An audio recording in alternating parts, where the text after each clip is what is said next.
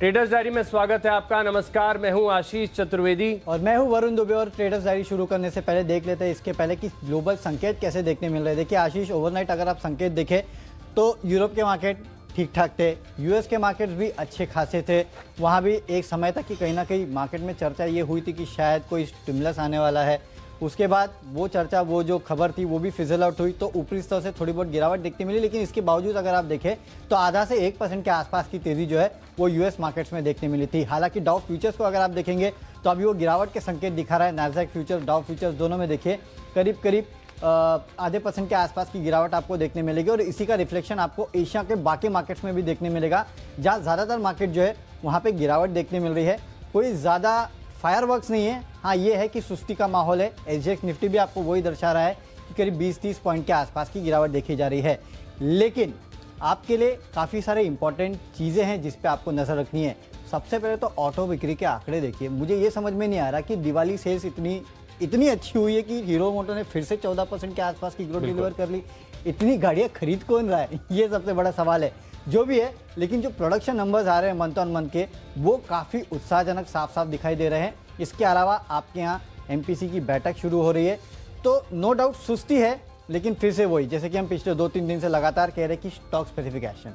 यहाँ पे नजर रखिए। शायद इंडेक्स आपको वो नहीं दर्शाएगा जो स्टॉक्स दर्शाएंगे। इंडेक्स में आपको सुस्ती देखने मिलेगी, लेकिन स्टॉक्स में भरपूर कमाई होने वाली है, तो वहीं नजर रखना है। तो बिल्कुल ग्लोबल बाजारों की बात की जाए तो थोड़े से सुस्त संकेत देखने को मिल रहे हैं। और लेकिन एसजीएक्स निफ्टी भी देखिए खास कुछ गिरावट नहीं है, और हो सकता है कि बाद में जो है कि थोड़ी सी शुरुआत नीचे हो, उसके बाद थोड़ी सी रिकवरी बाजार में देखने को मिले। एक्शन भरपूर है बाजार में। सबसे पहली जो कैटेगरी है कैश का स्टॉक, इसकी शुरुआत कर लेते हैं। और आज जो है मैंने स्टॉक चुना है दीपक फर्टिलाइजर को। इस स्टॉक को अगर आप देखें तो स्टॉक ने काफी छोटी सी रेंज बना रखी थी। डेली चार्ट पर आप जिस तरीके का चार्ट का स्ट्रक्चर बना हुआ है, स्टॉक आमतौर पर अगर आप देखें तो काफ़ी दिनों पे जो फर्टिलाइजर स्टॉक है ना वो रडार पर आ नहीं रहे थे। कल मैं आपको बता रहा था कि एग्रोकेमिकल स्पेस के स्टॉक जो हैं, फर्टिलाइजर स्पेस के स्टॉक्स हैं, इनमें एक फ्रेश ब्रेकआउट देखने को मिल रहे हैं, जिसके चलते मुझे लग रहा है कि कैश सेगमेंट में अगर कोई स्टॉक खरीदना है तो दीपक फर्टिलाइजर हो सकता है। यहाँ पर अच्छी तेजी की उम्मीद लगाई जा रही है। 147 के आसपास की क्लोजिंग है। पहला लक्ष्य होगा 153, पार कर गया तो हो सकता है कि इससे भी ज्यादा तेजी देखने को मिले, लेकिन सेफ साइड स्टॉप लॉस जरूर लगाना है आपको 145 रुपए का। ये किसान आंदोलन का इम्पैक्ट नहीं होता इनके ऊपर, क्योंकि ये तो किसान तो रास्ते पे फर्टिलाइजर को यूज कर रहा है। देखिए इसका कोरिलेशन तो मैं कमेंट नहीं करना चाहूंगा, लेकिन वरुण कुछ हो रहा है इस सेक्टर में, कुछ हो रहा है, ये डेफिनेटली आपको चार्ज बता। डेफिनेटली कल भी अच्छे खासे अपमूव काफी सारे फर्टिलाइजर स्टॉक्स में देखने मिले, तो डेफिनेटली कुछ तो हो रहा है। जो हो रहा है वो लॉन्ग टर्म के लिए हो रहा है। नो डाउट किसान का आंदोलन का इम्पैक्ट शायद यहाँ पे ना होगा, वो तो मैंने ऐसे ही कहा। चलिए ठीक है, तो दीपक फर्टिलाइजर एक बेहतर बेट है, कैश में आप खरीद के चल सकते हैं। तो कैश में जो स्टॉक मुझे पसंद आ रहा है वो है एक ऑटो एंसिलरी। देखिए हमने शुरुआत ही इससे की थी कि देखिए हीरो मोटो के नंबर्स किस तरह के देखने मिले। 14% के आसपास की बिक्री में बढ़ोतरी देखने मिली है। लोगों को पता था कि दिवाली के पहले अच्छी खासी बिक्री हुई है। दिवाली के समय यानी कि जो फेस्टिवल है उसके समय हीरो मोटो कॉर्प की तरफ से भी बयान निकल के आए कि हमारी जो सेल्स रही है फेस्टिवल के काफ़ी अच्छी रही है और इन्वेंट्री लेवल जो है वो काफ़ी कम है। उसके चलते माना जा रहा था कि हीरो मोटो के इस बार के जो नंबर्स होंगे वो अच्छे होंगे। अनुमान लगाया जा रहा था कि करीब 5,57,000 यूनिट्स के आसपास कंपनी बेचेगी, लेकिन 5,91,000 के आसपास की सेल्स जो है इस कंपनी ने की है। लेकिन यानी कि लोगों ने जो सोचा था उससे भी अच्छी हीरो मोटोकॉर्प की यहाँ पे सेल्स नजर आ रही है। इसके चलते हीरो मोटोकॉर्प तो एक्शन में रहने वाला है, लेकिन इसकी जो एंसिलरी कंपनीज है ना उनमें आपको ज़्यादा बढ़ोतरी देखने मिलेगी। इसके लिए भले वो मुंजल ऑटो हो, मुंजल शोवा हो, इन कंपनीज में आज आपको पैसा लगाना चाहिए। हीरो मोटोकॉर्प में भी लगाना चाहिए, लेकिन यहाँ पे शायद आपको ज़्यादा बढ़ोतरी देखने मिलेगी। इसके लिए मुंजल शोवा ये मेरा पहला स्टॉक है कैश का, यहाँ पे खरीदारी की सलाह दे रहा हूँ। 148 के लक्ष्य आपको देखने मिलेंगे, 141 का आपको एक स्टॉप लॉस रखना है। अब बात करते हैं फ्यूचर्स के स्टॉक की। तो फ्यूचर में आज मैं इनफैक्ट फ्यूचर और ऑप्शन में दोनों में मैं दो प्राइवेट बैंकिंग स्टॉक्स ले रहा हूँ। मुझे ऐसा लगता है कि वैसे भी देखिए हम लगातार ये कहते आए हैं कि अगर यहाँ से निफ्टी को बढ़ना है तो बैंक निफ्टी वो है जो कि निफ्टी को आगे पुश कर सकता है, और उसमें भी प्राइवेट बैंक्स है। मुझे याद है मैंने 400 के लेवल के आसपास, 380 या 400 के लेवल के आसपास आईसीआईसीआई बैंक बताया था, वहाँ से ऑलरेडी 500 पहुँच चुका है। आईसीआईसीआई एक्सिस, इसके पहले भी हमने आपको खरीदारी की सलाह दी थी। आज इंट्राडे में खरीदारी की सलाह दे रहा हूँ। यहाँ पे आपको अच्छे अपमूव देखने मिलेंगे। एक्सिस बैंक के फ्यूचर्स में खरीदारी करके चलेगा। 625 के लक्ष्य आपको इंट्राडे में देखने मिल सकते हैं। 600 रुपये का आपको एक स्ट्रिक्ट स्टॉप लॉस भी रखना है। बैंकिंग सेक्टर आज फिर से फोकस में रहेगा। इसके पहले आपने देखा पीएसयू बैंक्स में तेजी देखी गई थी, आज प्राइवेट बैंक्स की बारी होगी, यहाँ पे अच्छे खासे गेन्स हो सकते हैं। तो बिल्कुल हाई बीटा काउंटर है एक्सिस बैंक, यहाँ पर आपको नजर रखनी है। फ्यूचर्स में मैं खरीदारी करना चाहूँगा टेलीकॉम स्टॉक, टेलीकॉम दिग्गज इनफैक्ट भारतीय एयरटेल में कल जिस तरीके से खबर आती हुई दिखी थी कि वोडाफोन आइडिया ने कुछ अपने 2 फैमिली प्लान्स के पैक में करीब 50 रुपये तक का इजाफा किया है, कहीं ना कहीं संकेत दे रहा है कि टेलीकॉम इंडस्ट्री में अब जो टैरिफ हाइक है ये ट्रिगर होते हुए नजर आएगा। और ऐसे में होता है तो कंपनीज की जो फर्दर आप देखिए जो पोजीशनिंग है वो बेहतर होती नजर आएगी। अब वोडाफोन आइडिया टैरिफ इंक्रीज करे ना करे, भारतीय एयरटेल को तो इससे फायदा है। इंक्रीज करेंगे तो हो सकता है कि जो एग्जिस्टिंग कस्टमर वो भारतीय एयरटेल की तरफ चले जाए, और अगर ना करें तो वैसे भी सब्सक्राइबर बेस तो घट ही रहा है। तो भारतीय एयरटेल अनडिस्प्यूटेड लीडर है, नो ब्रेनर है, ज़्यादा दिमाग लगाना नहीं है। टेलीकॉम में अगर कुछ प्ले करना है तो भारतीय एयरटेल से सेफ और बढ़िया कुछ नहीं हो सकता है। और जिस तरीके के स्टॉक में करेक्शन के बाद अब निचले स्तरों से बढ़िया एक रिकवरी देखने को मिली, और लॉन्ग टर्म चार्ट्स को आप देखिए, मैं कहता हूं कि एक बार वीकली चार्ट्स को जरूर देखिए। भारतीय एयरटेल मुझे लग रहा है एक सस्टेनेबल बढ़िया मैराथन के लिए तैयार हो रहा है, जिसके चलते भारतीय एयरटेल पर आप नजर रखेंगे। हालांकि आज जो मैं आपको लक्ष्य बता रहा हूं ना वो केवल इंट्राडे का है, लेकिन इसमें मैं कहता हूं कि इंट्राडे नहीं, आपको एक पोजिशनल व्यू बनाना चाहिए। स्टॉक में बहुत बढ़िया तेजी देखने को मिलेगी। 498 रुपए का पहला लक्ष्य होगा, पार हो गया तो हो सकता है कि यहाँ से भी तेजी देखने को मिले, लेकिन जो स्टॉप लॉस है उसे जरूर ध्यान में रखना है। अगर आप इंट्राडे ट्रेड कर रहे हैं तो 470 का स्टॉप लॉस लगाकर आप यहाँ पर लॉन्ग पोजीशन ले सकते हैं। चलिए जो अगली कैटेगरी है वो भी एफएनओ स्पेस से है, आज का ऑप्शन, और यहाँ पर मैंने आईटी दिग्गज इन्फोसिस को चुना है। कल दरअसल मैं सभी जो आईटी सेक्टर के स्टॉक्स हैं इनके चार्ट देख रहा था। आप देखिए कहीं ना कहीं विप्रो में थोड़ी सी वीकनेस आपको नजर आ रही है, लेकिन इन्फोसिस यहाँ पर अगर आप देखें तो चार्ट पैटर्न्स मुझे काफी ज्यादा शानदार लग रहे हैं। और ऑप्शंस के जरिए रणनीति इसके लिए बनानी, क्योंकि तेजी जो है केवल मात्र एक दिन की नहीं हो, ऐसा नहीं है कि खाली इंट्राडे बेसिस पर आपको तेजी देखने को मिले। मुझे लग रहा है स्टॉक जो है यहाँ से एक कंटिन्यूअस अपमूव के लिए तैयार हो रहा है। जिस तरीके का चार्ट पैटर्न स्ट्रक्चर, कल की वॉल्यूम एक्शन आप देखिए, सभी के सभी जो है सपोर्टिव नजर आ रहे हैं। इन्फोसिस में 1140 रुपए का जो कॉल ऑप्शन है यहाँ पर खरीदारी करनी है। जैसा कि मैं हर बार आपको बताता हूँ कि मैं एट द मनी या इन द मनी प्रेफर करता हूँ इंट्राडे बेसिस पर, क्योंकि डेल्टा ज्यादा होता है, आपके लग जल्दी मिलेंगे, इसके लिए यहाँ पर आपको खरीदारी करनी है। हालांकि आपको देखने में थोड़ा सा ऑप्शन जरूर महंगा लगेगा, लेकिन डेल्टा ज्यादा है, इसका आपको फायदा मिलेगा।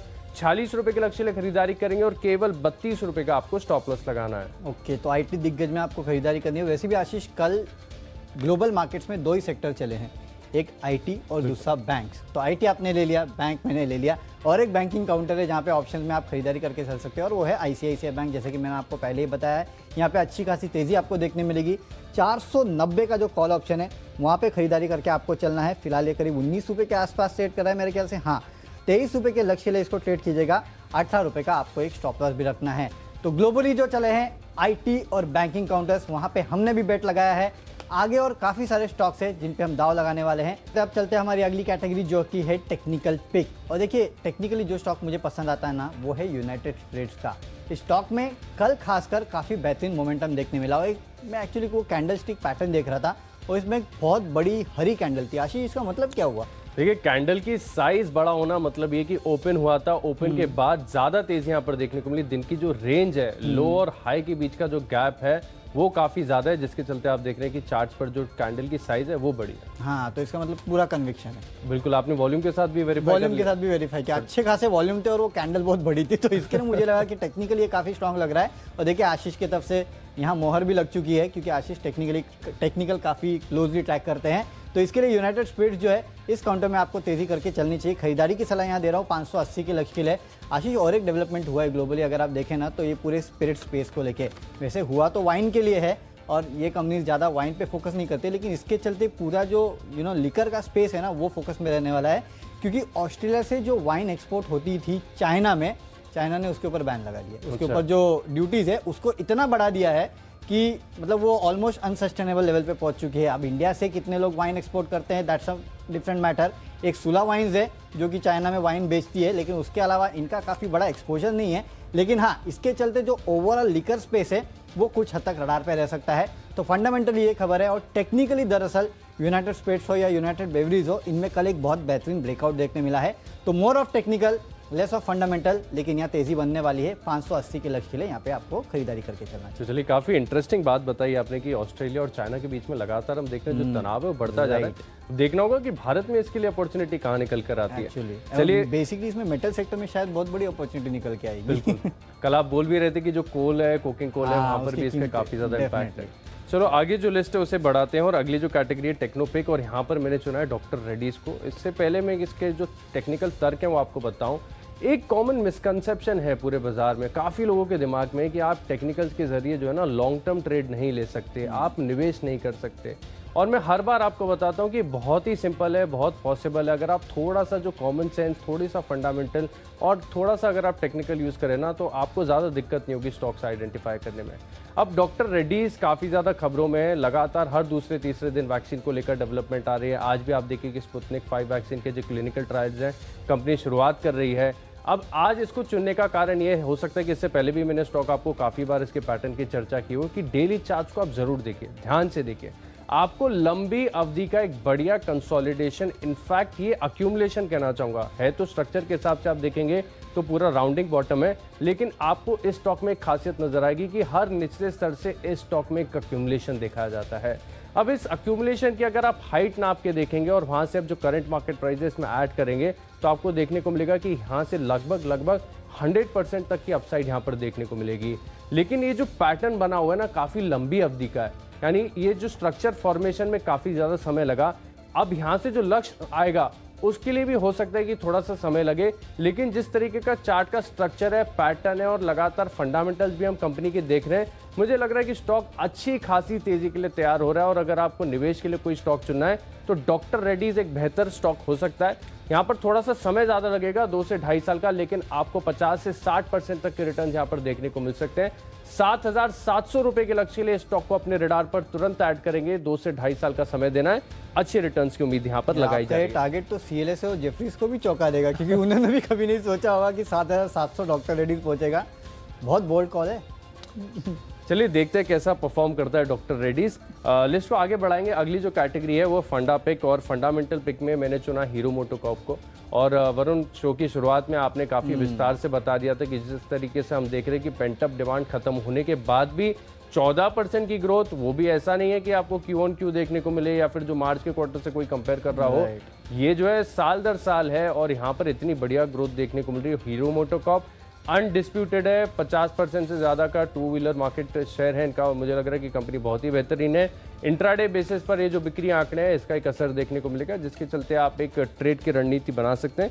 खरीदारी करेंगे 3,235 रुपये के लक्ष्य के लिए और 3,080 रुपये का आपको स्टॉप लॉस लगाना है। चलिए, तो आपने हीरो मोटर लिया, मैं ले रहा हूँ आयशा मोटर्स, क्योंकि देखिए जिस तरह से ऑटो की बिक्री के नंबर्स आ रहे हैं, और अब पहले बोलते थे कि जो स्टार्टिंग वाली बाइक्स होती है 100 सीसी वाली, उनमें आपको शायद बिकवाली देखने मिल रही है अच्छी खासी, लेकिन रॉयल एनफील्ड भी बिक रही है। सबसे बड़ी बात तो ये, और ये तो काफ़ी महंगी बाइक्स है, प्रीमियम बाइक भी अगर इतने अच्छी सेल दिखा रही है, तो कहीं ना कहीं मार्केट में ओवरऑल ऑटो सेक्टर को लेकर जो मूड है वो काफ़ी हद तक सुधर सकता है। आयशा मोटर्स की बिक्री देखिए, जो रॉयल एनफील्ड की बिक्री है उसमें करीब 5.5% के आसपास की बढ़ोतरी देखने मिली। 62,000 यूनिट्स का अनुमान लगाया जा रहा था, 63,780 यूनिट्स कंपनी ने बेचे हैं, यानी कि जितना अनुमान था उससे करीब 1,500 यूनिट जो है कंपनी ने ज़्यादा बेचे हैं। तो ये आपको दर्शाता है कि आज स्टॉक में तेज़ी देखने मिलेगी। 2600 के लेवल के लिए यहाँ पे ट्रेड कीजिएगा, 2500 का आपको एक स्टॉप लॉस रखना है। अब बात करते हैं निवेश की स्टॉक की। तो इन्वेस्टमेंट के तौर पे एक काउंटर है जिसको आपने पहले कुछ दिनों सुना है, काफ़ी सारे ब्रोकरेज हाउसेस के रडार पे था ये काउंटर, लेकिन अब मुझे लगता है यहाँ से तेज़ी के लिए तैयार हो चुका है और अब यहाँ से तेज़ी अच्छी बनने वाली है, और वो है सोलारा एक्टिव का काउंटर। मुझे याद है मैक्वेरी की रिपोर्ट मैंने आपको बताई थी 1600-1800 के लेवल्स के लिए, तब ये स्टॉक करीब 900 के आसपास ट्रेड करता था, वहाँ से बढ़ के करीब 1100-1200 के लेवल के आसपास ये काउंटर आ चुका है। लेकिन यहाँ से आपको एक फर्दर अप मूव जो है वो जल्दी देखने मिलेगा। वैसे भी API में ये एक प्योर प्ले है और आगे काफ़ी बेहतरीन ग्रोथ का अनुमान जो है इस काउंटर में लगाया जा रहा है। उसके चलते अगले 4 से 5 महीने में आपको 1500 के आसपास के लेवल जो है आसानी से ये काउंटर दिखा सकता है, और अगर मैक्वेरी की माने तो एक साल में करीब 1800 के आसपास के लेवल भी आपको ये काउंटर दिखाएगा। मैक्वेरी को अभी साइड में रखते हैं, 4 से 5 महीने के लिए अपना टारगेट लेके चलते हैं जो कि 1500 का। यहाँ निवेश करके चलिए, अच्छे रिटर्न ये काउंटर आपको कमा के देगा। चलिए, निवेश के लिहाज से मैंने चुना है फर्टिलाइजर कंपनी रैलिस इंडिया को। यहाँ पर आपको खरीदारी करनी है और तर्क मेरा सिमिलर रहता है हर बार की टेक्निकल चार्ट पर जिस तरीके के स्ट्रक्चर बने हुए हैं। रैलिस इंडिया मुझे लग रहा है कि एक बढ़िया रैली के लिए तैयार हो रहा है। हालांकि यहाँ पर जो है जो प्रीवियस हाई इसका लगभग 341 के आसपास का है। मुझे लग रहा है फिर से दोबारा स्टॉक जो है इसे टेस्ट करेगा और यहाँ से अगर ये तेजी आती है 341 के स्तर को स्टॉक छूता है तो लगभग 20% तक के रिटर्न आपको देखने को मिल सकते हैं। केवल 6 महीने का पोजिशनल व्यू बनाकर रैलिस इंडिया को तुरंत आप अपनी वॉच लिस्ट में शामिल करेंगे। 340 रुपए के लक्ष्य के लिए दिन के दौरान भी तेजी देखने को मिल सकती है और हो सकता है कि यहाँ पर जो सस्टेनेबल रनअप है वो जारी होते हुए नजर आएगा। चलिए जो अगली कैटेगरी है उसकी ओर रुख करते हैं और अगली जो कैटेगरी में है मैंने स्टॉक को चुना है यूपीएल, क्योंकि यहाँ पर जो खबर आती हुई दिखी कि इनका एक लॉ सूट था जिसमें कंपनी को जो अमेरिका ने जुर्माना लगाया था अमेरिका की कोर्ट में, उसमें कम किया गया है और इसके खिलाफ अगर आप देखें तो कंपनी ने ऑलरेडी प्रोविजनिंग कर रखी थी। अब ये जो पेनल्टी है वो कम हुई है तो प्रोविजनिंग राइट बैक आगे जाकर क्वार्टर्स में आपको देखने को मिलेगा। यूपीएल खबर पॉजिटिव है, चार्ट का स्ट्रक्चर भी बढ़िया है। कल के सत्र में भी हमने देखा था कि अच्छे वॉल्यूम्स के साथ स्टॉक में खरीदारी देखने को मिली थी, बढ़िया तेजी देखने को मिलेगी। 450 के लक्ष्य के लिए खरीदारी करेंगे और केवल 425 रुपए का आपको स्टॉप लॉस लगाना है। चलिए तो खबरें हैं यूपीएल में और खबरें हैं स्मार्ट लिंक में, क्योंकि स्मार्ट लिंक की 4 तारीख को बोर्ड की बैठक है जहां पे बायबैक पे विचार किया जाने वाला है और नो ब्रेनर है बायबैक पे अगर विचार होगा और ये आफ्टर मार्केट खबर आई है तो स्टॉक में तो जाहिर सी बात है आज आपको एक अच्छा खासा अप मूव देखने मिल सकता है। 76 के लेवल्स के लिए यहाँ पे आपको ट्रेड करना है। 71.5 का आपको एक स्टॉप लॉस भी रखना है। एक लाइन में खबर बता दी, उसी का असर आज स्टॉक में आपको होते हुए दिखाई दे सकता है। तो चलिए खबरों वाले स्टॉक्स पूरे हो चुके हैं, अब आगे जो है माई चॉइस कैटेगरी है। तो सबसे पहले मैं शुरुआत करता हूँ, तीनों बाई कॉल्स है। सबसे पहले भारतीय इंफ्राटेल, यहाँ पे आपको एक अच्छी खासी तेजी देखने मिल सकती है। वैसे भी खबरें ये है कि कुछ अनडिस्क्लोज बायर्स को यहाँ पे स्टेक बेचा जा रहा है, 215 से 225 के बीच में डील हो सकती है और जेपी मॉर्गन को अपॉइंट किया गया है इस पूरे ट्रांजैक्शन के लिए। तो उसके चलते आज हो सकता है कि आपको स्टॉक में अच्छी खासी तेजी देखने मिलेगी, क्योंकि वैसे भी देखिए 216 के आसपास ही ट्रेड कर रहा है। 215 से 225 यानी कि यहाँ अपर साइड का जो भाव है वो शायद आने के चांसेस ज़्यादा है और इसके चलते आज इस काउंटर में तेजी देखने मिल सकती है। 222 के लक्ष्य के लिए आपको यहाँ खरीदारी करके चलना चाहिए। 213 का आपको एक स्ट्रिक्ट स्टॉप लॉस रखना चाहिए। इनफैक्ट मुझे तो लगता है अगर 213 नहीं टूटा और 214 पे भी आ गया ना तो निश्चित तौर पे आप खरीदारी कर सकते हैं इस काउंटर में।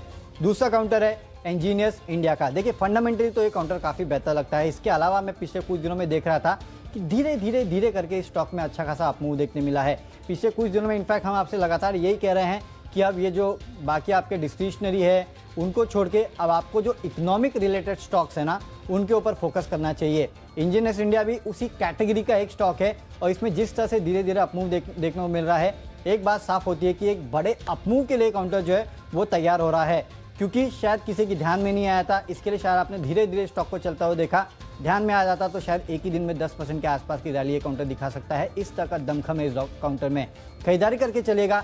77 के लक्ष्य के लिए 73 का आपको एक स्टॉप लॉस रखना है। और आखिरी काउंटर है सीएट का। मैं हमेशा आपसे कहता हूँ कि एक बाइक या एक कार बिकती है तो 2 से 4 टायर भी बिकते हैं। तो जिस हिसाब से ऑटो नंबर्स आए हैं तो कहीं ना कहीं वहाँ बेहतरीन बिक्री देखने मिली है, तो उसका इम्पैक्ट जो है वो आपको टायर काउंटर्स में देखने मिलेगा। और वैसे भी रॉयल एनफील्ड के साथ आपको याद होगा सीएट ने काफ़ी सारे टाइप्स किए थे और रॉयल एनफील्ड की बिक्री आपने देख ली कि किस तरह की बढ़ोतरी देखने मिली है, उसका इम्पैक्ट इस काउंटर पे होगा। 1200 के लेवल के लिए यहाँ पे खरीदारी करना है। 1150 का आपको एक स्टॉप लॉस भी रखना है। इनफैक्ट 1200 के लेवल को इसने क्रॉस किया तो वहाँ से और 30-40 रुपये का अपसाइड आपको इस काउंटर में देखने मिल सकता है। चलिए माई चॉइस में मैंने एफएमसीजी स्टॉक मेरिको को चुना है। यहाँ पर जिस तरीके का चार्ट का स्ट्रक्चर है मुझे लग रहा है एक ब्रेकआउट यहाँ पर आने की तैयारी है। स्टॉक ने काफ़ी ज़्यादा कंसोलिडेशन दिखाया है। अब हो सकता है कि जो डिफेंसिव बेट हैं बाजार में प्ले आउट करते हुए नजर आए। 383 रुपये के लक्ष्य के लिए खरीदारी करेंगे और केवल 368 रुपये का आपको स्टॉप लॉस लगाना है। अगला स्टॉक है मुंजाल ऑटो। कंपनी जो है हीरो ग्रुप की कंपनी है, ऑटो एंसिलरी स्पेस की 2 व्हीलर में है। एंड जिस तरीके से हीरो की बिक्री आंकड़े आए हैं लगातार हम दिख रहे हैं कि पेंटअप डिमांड के बाद भी एडिशनल डिमांड देखने को मिल रही है। ऐसे में वरुण ने आपको मुंजाल शोभा बताया और पूरे हीरो के तर्क भी बताए, तो मुझे लग रहा है कि यहाँ पर मुंजाल ऑटो में भी दिन के दौरान बढ़िया तेजी देखने को मिलेगी। 65 रुपये के लक्ष्य के लिए खरीदारी करेंगे और केवल 59 रुपये का आपको स्टॉप लॉस लगाना है। आखिरी स्टॉक है मेरी लिस्ट में गुजरात एल्कलीज। यहाँ पर दिन के दौरान हो सकता है थोड़ी सी पॉसिबिलिटी है कि एक ब्रेकआउट देखने को मिले, क्योंकि स्टॉक लगातार अच्छा कंसोलिडेशन दिखा रहा है। जो बॉलिंजर बैंड्स हैं अब ऑलमोस्ट स्क्वीज आउट हो चुके हैं। अब यहाँ पर देखना होगा कि दिन के दौरान ब्रेकआउट देखने को मिलता है कि नहीं। 345 का पहला लक्ष्य होगा, खरीदारी करेंगे और केवल 324 यानी केवल 6-7 रुपये का नीचे का स्टॉप लॉस लगाकर आप यहाँ पर दिन के दौरान खरीदारी कर सकते हैं। तो चलिए 20 स्टॉक्स की जो सूची है वो पूरी हो चुकी है। अब जल्दी से रिकैप देख लेते हैं। कैश का स्टॉक है मेरी लिस्ट में दीपक फर्टिलाइजर। यहाँ पर दिन के दौरान आपको एक अपमूव देखने को मिलेगा।